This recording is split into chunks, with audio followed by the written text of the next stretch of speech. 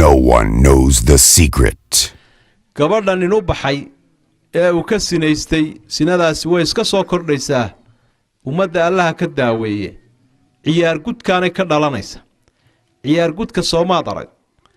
iyo wal haasaawaya iyo meel madooba habeenkii la guura galaya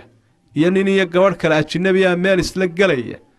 waxaasay ka dhalataa inantaa calooshu buurnaanaysa marka dambe ee rakhiiska iska dhigaysa marka yaynaan hablaheenu waa qaaliya qiimaridina inaan ku ciyaarin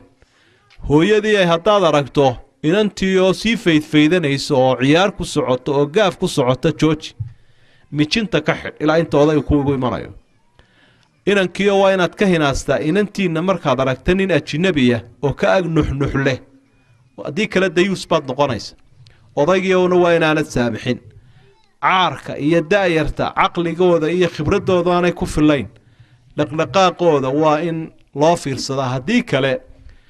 dee meel kaa tegi maysa aduunbay ku soo ag fadhiisan doontaa adigana kaa socon maysa ha dhowto inaad tidhaahdo waa reer hebelowbay inan baa naga xumayseen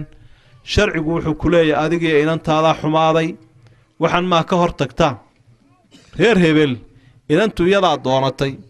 caaqilad bay ahayd may waalayn miyay waalayd mise way miyir qabtay way miyir qabtay maxaa reer hebel lagu haystaa dee alaabteedii bay nin hoos dhigtay alaabtiina ilaashada oo cawrada nikaax iyo guur xalaala ha lagu xalaashado xumaantana aan ka siqsiqno gobonimada iyo sharaftu sidaasay ku jirtaa